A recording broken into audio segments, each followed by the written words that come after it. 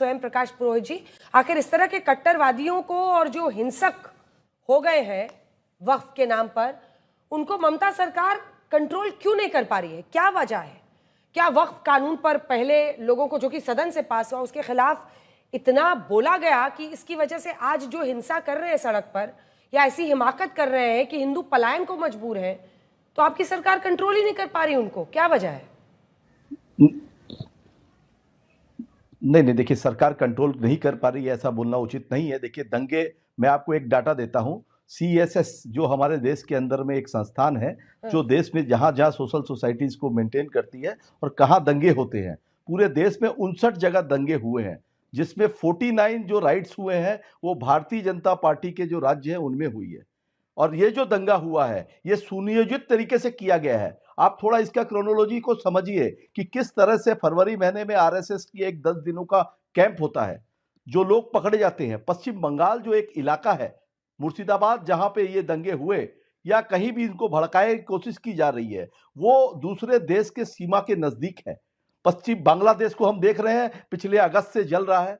जब से बांग्लादेश जल रहा है, बंगाल को जलाने की एक साजिश की जा रही है, कभी रामनवमी के मुद्दे को लेकर, कभी कोई और मुद्दे को लेकर। मगर हमारी नेत्री ममता बनर्जी ने स्पष्ट कहा है कि कोई भी धार्मिक उन्माद फैलाने वाला व्यक्ति, चाहे वो टोपी लगाए चाहे तिलक लगाए, उनकी बंगाल में कोई जगह नहीं है। उनको पुलिस प्रशासन खदेड़ रहा है। आज भी देखिए भांगड़ में किस तरह से ISF के जो नेता है उन्होंने एक रैली की, उसके बाद में पुलिस ने उनको वहां से खदेड़ा जब वो उत्पात करने लगे। देखिए आप शांति प्रिय तरीके से, अगर कहीं भी हमारे नेता ने यह भी कहा है कि भाई ये कानून तो हमने नहीं बनाया, कानून बनाया केंद्र सरकार दिल्ली ने, तो अगर आपको प्रतिवाद करना है तो चलिए जंतर मंतर, मैं भी चलूंगा आपके साथ में, वहां पे करिए घेराव। अब बंगाल को अशांत क्यों कर रहे हैं? इसके पीछे सिर्फ और सिर्फ राजनीतिक कारण है। इनके नेता शुभेंदु अधिकारी का बयान सुनिए, वो कहते हैं मुसलमानों को हम आने नहीं देंगे। अरे शुभेंदु अधिकारी का बयान तो हमने अपनी रिपोर्ट में भी सुना दिया, लेकिन सुनिए ना सर, सुनिए ना, ये मतलब आप कह रहे हैं कि जो हिंदू भाग रहे हैं वो बीजेपी के कार्यकर्ताओं के डर से भाग रहे हैं,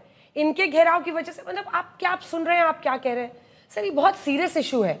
आप ही के मंत्री हैं सर फरहाद हाकिम, उनको सुनिए, वो कह रहे हैं क्या पलायन है, बंगाल के लोग हैं, बंगाल के अंदर ही दूसरी जगह जा रहे हैं।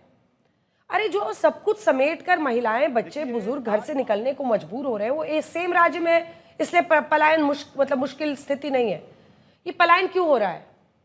ये पलायन सुनिए, बॉर्डर एरिया है, BSF ने 12 लोगों को, बांग्लादेशियों को गिरफ्तार किया है। क्या? देखिए मुझे बोलना है ना। हाँ, ये पलायन क्यों हो रहा है, आप बताइए आज। देखिए नहीं पलायन, देखिए दंगे अगर कहीं भी वापस आने, आपने DIG जो BSF के हेड है उनकी आप अभी लाइव सुन लीजिए, आपको मिल जाएंगे सोशल मीडिया में, आप अपने पत्रकार को बंगाल में पता कर लीजिए। उन्होंने कहा है करीब 500 लोग पलायन हुए और वो लोग वापस आके व्यवस्थित हो रहे हैं बंगाल, वहां पे जहां उनका घर था, जिनकी झुग्गी झोपड़ियों के अंदर में। किसी को भी देखो, लड़ाई झगड़े में कोई गरीब आदमी जो रास्ते में रहता है वो नहीं रह पाता है। सबसे ज्यादा जो पीड़ा में रहता है वही आदमी रहता है। 80 करोड़ लोग देश की जो जनता है, जी, उनका ये कहना है, ठीक है जी, साजिश रची गई है ये बंगाल सरकार के खिलाफ, बंगाल सरकार को बदनाम करने के लिए, इसीलिए ये हिंसा हो रही है। गलत जगहों पर आप लोग घेराव कर रहे हैं, तनाव पैदा कर रहे हैं आपके नेता वहां।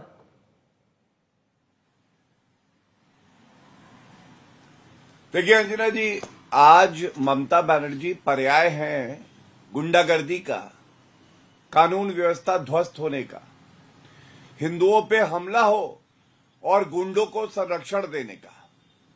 और मैं आपको याद दिलाता हूं 2 मई 2021 और पश्चिम बंगाल की जनता ने कहा 2 मई को चुनाव का परिणाम आया, 2 मई कानून व्यवस्था गई।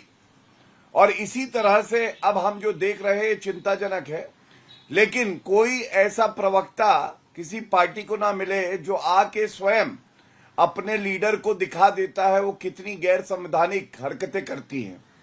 सबसे पहला प्रश्न जो जनता पूछ रही है, ममता बनर्जी ने बांग्लादेश, पाकिस्तान, सीरिया के संविधान की शपथ तो नहीं ली है ना, भारत के संविधान की शपथ ली है। तो भारत के संविधान में अनुच्छेद 245 है। अंजना जी क्या कहता है आपको मालूम है? बिल्कुल स्पष्ट कहता है, संसद द्वारा बनाई गई कोई विधि इस आधार पर अविधि मान्य नहीं समझी जाएगी। जय हिंद दोस्तों, अभिषेक ऑफिशियल टीवी में आपका स्वागत है। आपने इस वीडियो के डिबेट में सुना और देखा होगा कि कैसे बातें चल रही है। बंगाल के मुर्शिदाबाद में जो भी दंगा हुआ है वहाँ हिंदुओं को पलायन करना पड़ा, हिंदुओं को नुकसान पहुंचाया जा रहा है और ऐसा जानबूझ के करा जा रहा है, ऐसा लोगों का आरोप है। और ये देखने को भी मिला है बहुत ही टाइम से ममता सरकार ने जो किया है नहीं किया, सारे लोगों के सामने तथ्य हैं। और सोशल मीडिया के तथ्यों से ये पता चल रहा है कि वहाँ पर बीएसएफ और एनएसजी की टुकड़ी को तैनात किया गया है, उन पर भी हमले हो रहे हैं। तो बंगाल के लॉ एंड ऑर्डर अभी तक व्यवस्थित नहीं है और वहाँ पर राष्ट्रपति शासन अभी तक लागू नहीं किया गया है। राज्य क्षेत्रांतरित प्रवर्तन होगा, मतलब अगर पार्लियामेंट का कानून है तो उसपे कोई भी मुख्यमंत्री, कोई विधानसभा कानून नहीं लाएगी, ना मुख्यमंत्री ये कहेगा लागू नहीं होने दूंगी। बीच में ना बोले, शांत कराइए, बदतमीजी नहीं होगी यहाँ पे, शांत कराइए इनको बिल्कुल। नहीं, नौसिखियों को लाते हैं बीच में बोलने लगते हैं। आपसे भी एक पहला प्रश्न ये पूछा जाएगा, आप पाकिस्तान के, अरे आप शांत अपनी बारी में करिए। अंजना जी आप देखिए, पुरोहित जी अगर आपको कोई भी काउंटर कोई बोलना हो, पूछना हो, आप हाथ उठाइए, मैं इशारा करूंगी, इसीलिए हम देखते रहते हैं आप छो को, ठीक है? बीच में बोलने से फिर उनका फ्लो खत्म होगा। जल्दी से आप गौरव जी अपनी बात पूरी कीजिए। तो पहला प्रश्न तो यह है, कॉन्करेंट लिस्ट की सूची में रिलीजियस और चैरिटेबल ट्रस्ट आते हैं, उसका कानून आया। क्या इमरान मसूद हो कांग्रेस से, ममता बनर्जी हो, धर्मेंद्र यादव समाजवादी पार्टी से, ये कह सकते हैं? पलायन पर पश्चिम बंगाल के मंत्री का जो बयान है वो अब हम आपको सुनाना चाहते हैं। और बंगाल से बंगाल में पलायन हुआ, ये फरहाद हकीम जो है वो इस पर ये दलील दे रहे हैं, बंगाल में सब ठीक है। आइए जल्दी से आपको सुना देते हैं, उसके बाद से गौरव जी अपनी बात पूरी कीजिए।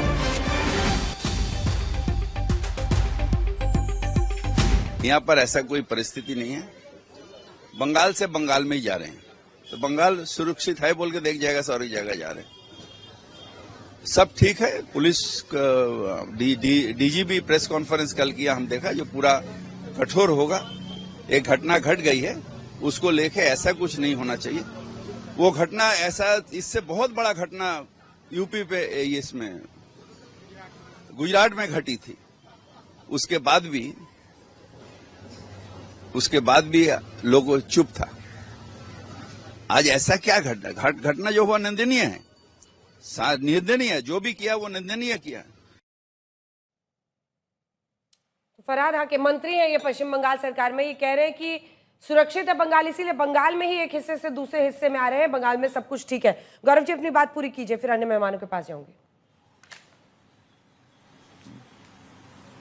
देखिए, फिरहाद हकीम वही घटिया आदमी हैं, और मैं माफी चाहता हूं इस शब्द का इस्तेमाल कर रहा हूं, जो भारत की भूमि पे जब ये मेयर थे तो कह रहे थे ये मिनी पाकिस्तान है, मिनी पाकिस्तान बता रहे थे, ये वही फिरहाद हकीम है।